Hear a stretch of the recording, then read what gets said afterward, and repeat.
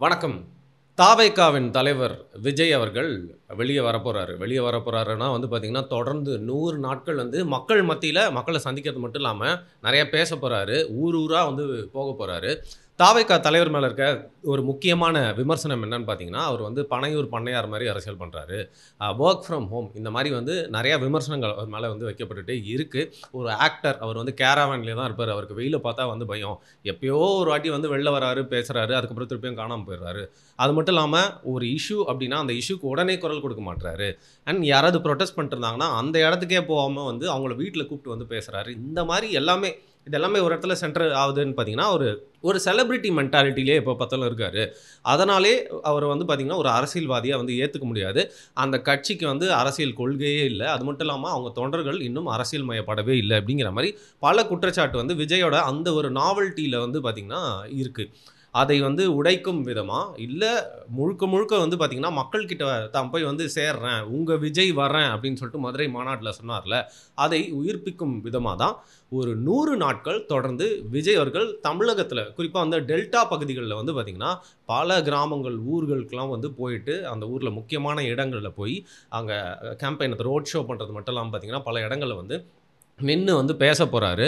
And மக்கள சந்திக்க போறாரு. இது செப்டம்பர் 17லேருந்து தொடங்க போகுது. அதுலேருந்து தொடங்கி அப்படியே ஒரு 100 நாள் போகும். இதில குறிப்பா பார்த்தீங்கன்னா, இதுக்கு நெறைய பெர்மிஷன் சிக்கல்கள்லாம் வந்திருக்கு. இப்ப அந்த மதுரை மாநாட்டிலேயே ஆளும் அரசாங்கம் அந்த மாநாட்ட நடத்த விடாம, இல்ல சரியா நடத்த விடாம, இல்ல நெறைய கும்பல் வந்துறக்கூடாது அப்படிங்கிறதுக்காக, நெறைய விஷயங்கள் தாவேகாக்கு எதிரா பண்ணதா சொல்லப்படுது. அதோட உண்மைத்தன்மை என்ன அப்படின்னு நம்மளுக்கு தெரியல. பண்ணியிருக்கிறதுக்கு வாய்ப்பு இருக்கு. ஏன்னா திமுக ஒரு ஆளும் அரசாங்கமா இருந்துட்டு, அந்த அளவுக்கு கூட அரசியல் பண்ணலனா எப்படி? ஏதாவது பண்ணியிருப்பாங்க. பட் அந்த தாவேகா தொண்டர்களும், தாவேகாவ சார்ந்தவங்களும் சொல்லக்கூடிய எல்லா குற்றச்சாட்டுகளுமே உண்மையா? அப்படிங்கிறது தெரியல.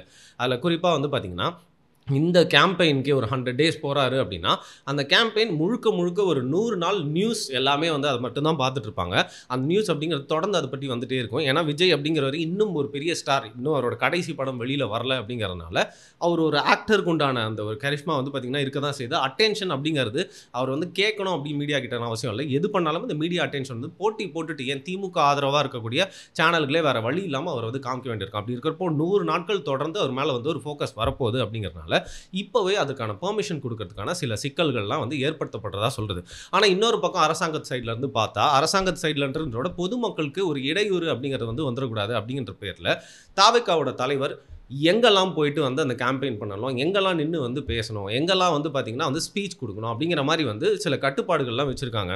உதாரணத்துக்கு இப்ப திருச்சிக்கே போறாரு அப்படின்னா, பேருந்து நிலையத்துக்கு பக்கத்துல நின்னு பேசினா, பொதுமக்களுக்கு ரொம்ப ஒரு பிரச்சனையா ஏற்படும். அது மட்டும் இல்லாம ஹாஸ்பிட்டல்ஸ் பக்கத்துல அவர் நின்னு பேசினா, கூட்டம் கூடிரும். அந்த இடமே ஃபுல்லா டிராஃபிக் ஆயிரும். அவங்க தொண்டர்களே பைக்கு, கார்ன்னு எல்லாத்துக்குமே வந்துருவாங்க. அதனால சில இடங்கள்ல மட்டும் தான் அவருக்கு பேச அனுமதி, சில இடங்கள்ல பேச அனுமதி இல்லை அப்படிங்கிற மாரி சொல்றாங்க. இதில அந்த பேசிக் மெஷர்ஸ் அப்படின்னு பார்த்தீங்கன்னா அது ஒரு நியாயமா பட்டாலும், இல்ல எந்த அளவுக்கு உள்நோக்கத்தோட திமுக அரசாங்கம் செயல்பட போறாங்க அப்படிங்கிறது நம்மளுக்கு தெரியல. சரி இப்போ இத பத்தி பேசுறதுனால நம்ம ஏதோ சில பேர் உடனே "பா விஜய்க்கு சொம்பு தூக்க வந்துட்டாங்க. தாவேகா கட்சியில சேர்ந்துட்டாங்க. ஒரு விஜய் ஃபேன் அப்படிதான்" அப்படின்னு சொல்லிட்டு கதை விடுவாங்க. சில பேர் நம்ம சீமானுக்கு சொம்பு தூக்கி அப்படின்னு சொல்றாங்க. ஓப்பனா சொல்றேன். நம்ம முடிஞ்ச அளவுக்கு நியூட்ரலா தான் பேச முயற்சி பண்ணிட்டு இருக்கோம். யார் செய்ற தப்புனாலும் பார்த்தீங்கன்னா, சொல்லி அத கட்சிய சார்ந்தவங்க கிட்ட திட்டும், விமர்சனங்களும் நம்ம வாங்கிட்டு தான் இருக்கோம். அந்த வகையில கொஞ்சம் எக்ஸ்ட்ரா டீஸ்பூன் அன்ப பார்த்தீங்கன்னா 2 கட்சிகள் மேல போடுவோம். ஒண்ணு திமுக, இன்னொன்னு பாஜக. அதற்கு பல்வேறு காரணங்கள் இருக்கு. பட் முக்கியமான காரணம் என்னன்னா, இவங்க 2 பேருமே இப்போ ஆளும் அரசா இருக்கிறதுனால. சரி, இப்போ தாவேகாவோட தலைவர் விஜய் இப்படி போறாரு அப்படின்னா, ஃபர்ஸ்ட் ஆஃப் ஆல் அத ஒரு வரவேற்கத்தக்க விஷயம். அவரோட விமர்சனங்கள உடைச்சு தொடர்ந்து மக்கள போய் சந்திக்கிறதுக்காக ஆயத்தமாயிட்டாரு அப்படிங்கிறத பார்க்கணும். அதற்கான முக்கியமான காரணமா இருக்கிறது மேபி ஜனநாயகன் படம். அவரோட பார்ட் அப்படிங்கிறது முழுக்க முழுக்க முடிஞ்சிருச்சு அப்படிங்கிறது வெளில பேசப்படுற தகவலா இருக்கு. அதனால தன்னுடைய கடைசி படம்னு சொல்லப்படுற ஜனநாயகன முடிச்சுட்டு, இப்போ அவர் தொடர்ந்து ஒரு 100 நாள் மக்களுக்கு டெடிகேட் பண்ணி, தொடர்ந்து தன்னோட அரசியல் பிரவேசத்த காமிச்சுக்கிட்டே இருக்க போறாரு அப்படிங்கிறது இதன் மூலியமா தெரியுது. அவங்களோட கட்சி தொடங்கி 1 வருஷத்துக்கு அப்புறமா, அங்கொன்றும் இங்கொன்றுமா நிஜமாவே வந்த விஜய், தொடர்ந்து இந்த மாரி வரப்போறது முதல் முறை அப்படிங்கிறதுனால வேற வழியே இல்ல.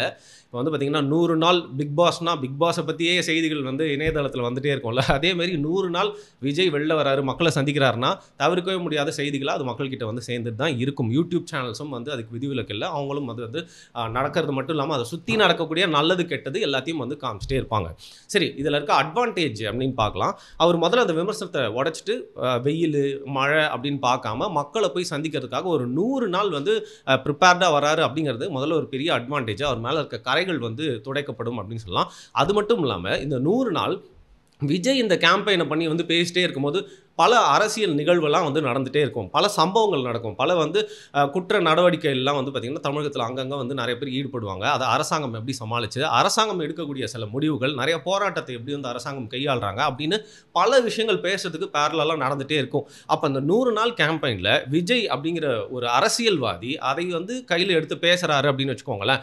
அது எப்படி இருக்க போகுது, நடப்பு அரசியலில் அது எந்த அளவுக்கு தாக்கத்தை ஏற்படுத்த போகுது, மற்ற கட்சிகளில் நடக்கக்கூடிய விஷயங்கள்லாம் பற்றி வந்து விஜய் பேசினாரா அது எப்படி வந்து பொலிட்டிக்கலாக எல்லாரையும் அஃபெக்ட் பண்ண போகுது அப்படிங்கிற உற்று நோக்கக்கூடிய ஒரு பார்வை அவர் மேலே இருக்கும். அதனால் மக்கள் பிரச்சனை அப்படிங்கிற ஒரு விஷயத்தை உடனே கையில் எடுத்து இந்த 100 நாள் கேம்பெயினில் தொடர்ந்து பேசிட்டே வந்தார் அப்படின்னா அதுக்கான அட்டென்ஷன் அப்படிங்கிறது அதிகமாக வந்து திமுக அரசாங்கம் தங்களுடைய அரசாங்கத்தோட பேர் கெட்டக்கூடாது, விஜய் இதை எடுத்து அரசியல் பண்ணுறாரு, இதை அதுக்குள்ளே நம்ம வந்து முடிச்சு விடுவோம்னு சொல்லிட்டு மக்களுக்கு உண்டான தீர்வை வந்து சீக்கிரம் கொடுக்கறதுக்கு அது வழிவகுக்கிறதுக்கான நிறைய வாய்ப்பு இருக்குது. அந்த வகையில் இது எல்லாமே நான் ஒரு அட்வான்டேஜாக பார்க்கறது மட்டும் இல்லாமல் ஒரு அரசியல்வாதியாக விஜய் எப்படி வந்து பெர்ஃபார்ம் பண்ண போகிறாரு, அவரோட ஸ்பீச் வந்து எப்படி இருக்க போகுது, தொடர்ந்து வந்து அந்த இடத்தெல்லாம் எப்படி சமாளிக்க போகிறாரு, அவரோட கட்சி தொண்டர்கள் நிர்வாகிகள் எப்படி இதை வந்து சமாளிக்க போகிறாங்க அப்படிங்கிற பார்க்கறதுக்கு ஒரு ஆவல் இருக்குது. ஆனால் ப்ளஸ் மட்டும் இல்லாமல் சில மைனஸும் இருக்க வாய்ப்பு இருக்குது. ஸோ அதையும் நம்ம வந்து மூஞ்சுக்கு நேரம் உடச்சு பேசுவோம். ஃபர்ஸ்ட் ஆஃப் ஆல் தாவேகா கட்சி அப்படின்னு எடுத்துக்கிட்டா அவங்க தொண்டர்களை வந்து எல்லாருமே எள்ளி நகையாடுற விஷயம் என்னென்னா இன்னும் ரசிகர் மனப்பான்மையிலே இருக்காங்க. அவங்களோட தலைவருக்கு வந்து பால் ஊற்றுறது மட்டும் இல்லாமல் அவங்க தலைவர் பேரை சொல்லியே வந்து நிறைய பேர் ஃபோட்டோ எடுத்துக்கிட்டே சாப்பாடு போடுறது, என்னென்னலாம் காமெடி பண்ணக்கூடாதோ அதெல்லாம் வந்து பண்ணுறதுன்னு பண்ணிட்டு இருக்காங்க. அதில் குறிப்பாக எங்கே விஜய் வராரோ அந்த இடத்துல ஒரு கூட்டம் கூடுதுன்னா அவங்களோட நடவடிக்கைகள் எப்போவுமே வந்து பார்த்திங்கன்னா அவங்க வந்துட்டு போனாங்கன்னா ஒரு விமர்சனத்துக்குள்ளான பேர் தான் அந்த கட்சியும் தொண்டர்களும் வந்து வாங்கி வச்சுருக்காங்க. உதாரணத்துக்கு வந்து பார்த்திங்கன்னா அஜித் குமாரோட மரணம்னு நினைக்கிறேன், அதை வந்து லாக்அப் பண்ணதுக்கு ஒரு சின்ன போராட்டம் மாதிரி பண்ணி விஜய் வந்து ஒரு 5 minutes பேசிட்டு போயிருந்தாரு. அந்த ரோட்டில் இருக்கக்கூடிய பேரிகேட்லாம் வந்து உடைச்சிட்டாங்க. அதற்கப்புறம் ஏன் தாவேகா மாநாட்டே வந்து எடுத்துக்கலாமே, அங்கே இருக்கிற அந்த பிளாஸ்டிக் சேர் வந்து எவ்வளோ உடஞ்சது அப்படிங்கிறத நம்ம வந்து பார்த்தோம், எவ்வளோ குப்பைகள் வந்து போடப்பட்டிருந்தது அப்படிங்கிறத வந்து பார்த்தோம். இதில் வந்து நிஜமாவே சொல்லணும் அப்படின்னா வந்து நாம் தமிழர் கட்சி போன்ற கட்சிகள்லாம் ஒரு பெரிய மாநாடு நடத்துகிறாங்க, இல்லை சின்ன மீட்டிங் நடத்துனாங்கன்னா கூட அதுக்கப்புறம் அந்த இடத்த எப்படி வந்து க்ளீனாக வச்சுருக்காங்க, ஆர்கனைஸ்டாக வந்து போகிறாங்க, அங்கே எந்த பெண்களுக்கும் குழந்தைங்களுக்கும் எதுக்கும் பாதிப்பே ஏற்படலை அப்படிங்கிற மாதிரி ஒரு நல்ல பேரை வந்து வாங்குவாங்க. இந்த மாதிரி சில நல்ல விஷயங்கள்லாம் வந்து தாவேகா தொண்டர்கள் வந்து கற்றுக்கிட்டு அவங்க இந்த கூடுகை இந்த 100 days ரேலியை வந்து விஜய்க்கும் அவரோட கட்சிக்கும் வந்து எந்த அளவுக்கு தப்பான பேர் வாங்கி கொடுக்காம இருக்க போகிறாங்க அப்படிங்கிறத பார்க்கறதுக்கு ரொம்ப ஆவலாக இருக்குது. ஏன்னா ஏற்கனவே மரத்து மேலே ஏறி விஜயை பார்க்கணும், செவுத்து மேலே ஏறி விஜயை பார்க்கணும், விஜயை வந்து பார்க்கணும், விஜய் கிட்ட போயிடணும், விஜயோட வண்டி இருக்குன்னா அதுக்கிட்ட எப்படியாவது போயிடணும் அப்படிங்கிறதுக்காக நிச்சயமாக சொல்கிறேன். அது விஜய் வந்து ஏன்பா மரத்தில் ஏறுறீங்க, ஏன்பா கரண்ட் கம்பியில் ஏறுறீங்க அப்படின்லாம் வந்து சொல்லிகிட்டே இருக்க முடியாது. இல்லை அது புசி ஆனந்தோ இல்லை ஆதவ அர்ஜுனாவோ அவங்களும் வந்து பார்த்திங்கன்னா முழுக்க இதெல்லாம் வந்து பார்த்துட்டே இருக்க முடியாது. அவ்வளோ பெரிய ஒரு கூட்டம் வருதுன்னா அங்கே தாவேகா தொண்டர்கள் மட்டும் வரமாட்டாங்க, விஜய் ஃபேன்ஸ் அப்படின்ட்டு இருக்கவங்களும் வருவாங்க. நம்ம ஊரில் ஒரு இடத்துல கூட்டம் கொடுத்தனா நம்மளும் போய் பார்க்கணும் அப்படின்னு சொல்லிட்டு அந்த ஜென்ரல் ஆடியன்ஸ்னு சொல்கிறாங்களே அவங்களும் வந்து வரதான் போகிறாங்க.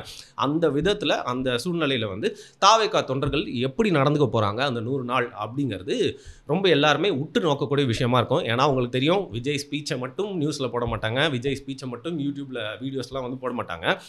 அங்கே நடக்கக்கூடிய சம்பவங்கள், அங்கே யாராவது தற்குறித்தனமாக பண்ணக்கூடிய விஷயங்கள், யாராவது காமெடியாக வந்து பார்த்திங்கன்னா வந்து தன்னோட கட்சிக்கு நல்லது பண்ணுறேன் அப்படிங்கிற பேரில் வந்து பண்ணக்கூடிய பைத்தியக்காரத்தனமான விஷயங்கள்லாம் இருக்கும். இதில் வந்து இன்னொரு விஷயம் இருக்குது, ஆளும் அரசாங்கமே 2-3 பேரை வந்து தாவேகா தொண்டர்களாக அனுப்பி அவங்கள வந்து யாரையாவது வச்சு இன்டர்வியூ எடுத்து அவங்கள வந்து ஸ்டூப்பிடான பதில்கள்லாம் சொல்ல வச்சு அது ஒரு கண்டென்ட்டாக வந்து மாற்றுவாங்க. இல்லை வேணுன்ட்டே தவறான விஷயங்கள்லாம் கூட வந்து பண்ணி பாருங்கள் அவங்க கூட இடம்லாம் இப்படி தான் இருக்குன்னு காட்டுறதுக்கும் வாய்ப்பு இருக்குது. இதை அந்த கட்சியும் தொண்டர்களும் எப்படி சமாளிக்க போகிறாங்க அப்படிங்கிறத பார்க்குறது ஒரு சவாலாக அவங்களுக்கு இருக்கும்னு தோணுது. இன்னொரு முக்கியமான விஷயம், இது வந்து பல பேர் ஏற்றுப்பாங்களா அப்படின்னு தெரியல, பட் என்கிட்ட ஒரு நண்பர் சொன்னார், அவர் சொன்னப்போ ஆமாம் இல்லை அப்படின்னு சொல்லி நான் யோசிச்சேன். அது என்னன்னு பார்த்தீங்கன்னா இன்றைக்கு வரைக்கும் விஜய் நம்ம வந்து படத்தில் பார்த்துருக்கோம், அப்புறம் ஆடியோ லான்ச்சில் பார்த்துருப்போம், எங்கேயாவது எதாச்சியாக வந்து லக்கா வந்து பார்த்துருப்போம் நேரில், இல்லை அவர் வந்து இந்த மாதிரி கட்சி ஆரம்பித்தோன்னே வந்து தலைவர்களுக்கு மாலை போடுறதா இருக்கட்டும், இல்லை மாநாடு மீட்டிங்கு அதில் பேசுறது, இல்லை குழந்தைங்களுக்குலாம் வந்து பார்த்திங்கன்னா நலத்திட்ட உதவிகள்லாம் இந்த படிப்புக்கெலாம் வந்து கொடுக்குறாருல, அது மாதிரி வந்து எப்பயாவது ஒரு சின்ன கேப் விட்டு தான் வந்து பார்த்துட்டே இருக்கும். இன்றைக்கு வரைக்கும் விஜய் மேலே ஒரு நாவல்ட்டி இருக்குது, எக்ஸ்க்ளூசிவ்னஸ் இருக்குது அப்படின்னு சொல்லலாம். எப்பயாவது தான் விஜய் வருவார், எப்பயாவது தான் விஜய் பார்க்க முடியும், ஓட்டு போடுறதுக்கு வந்து வரப்போறாரு கேட்டை விட்டு வெளில அப்படிங்கிற மாதிரி சில இடங்கள் மட்டும் தான் பார்த்துருப்போம்.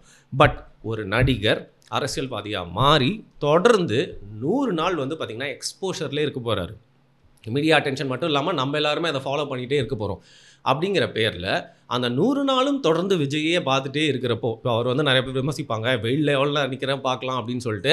அவர் வெயில்ல எவ்வளோ நேரம் நிக்கிறாருன்னு நம்ம பார்க்க போறதில்ல. இந்த 100 நாள் தன்னோட பப்ளிக் இமேஜ எப்படி அவர் வந்து வச்சுக்கிறாரு, எப்படி போர்ட்ரே பண்றாருன்னு பார்க்கறதுக்கு நிஜமாவே ரொம்ப ஆவலா இருக்கு. அந்த வகையில தொடர்ந்து 100 நாள் விஜய பார்த்துட்டோம் அப்படிங்கிறதுனால, விஜய் மேல ஒரு சலிப்பு ஏற்படுறதுக்கு வாய்ப்பு இருக்கா? சலிப்புன்றது மட்டும் இல்லாம, விஜய் குடுக்கக்கூடிய தொடர்ந்து அவர் குடுக்கக்கூடிய ஸ்பீச்சஸ்லாம் எப்படி இருக்க போகுது? டெய்லி வந்து என்னென்ன விஷயங்கள்லாம் பேச போறாரு? ஏற்கனவே வந்து பார்த்தீங்கன்னா, விஜய் வந்து நடந்து வந்தாருன்னா, அழகா நடந்து வருவாரு. டயலாக்லாம் வந்து படத்துல சொல்ற மாரி சூப்பரா சொல்லுவாரு. பட் அந்த ஸ்டேஜ் ஸ்பீச் அப்படிங்கிறது இன்னைக்கு வரைக்கும் பார்த்தீங்கன்னா, ரொம்ப ஃபேக்கா தான் இருக்கு. அப்படி இருக்கிறப்போ 100 நாள் மக்கள சந்திச்சு பேசுறப்போ, அவர் பேசுற விதம்லாம் எப்படி இருக்க போகுது? தொடர்ந்து என்னென்ன மாரியான விஷயங்கள்லாம் எடுத்து வந்து பேச போறாருன்னு பார்க்கறதுக்கு நிஜமாவே ஆவலா இருக்கு. அது ஒரு சவாலாவும் அவருக்கு இருக்கும்.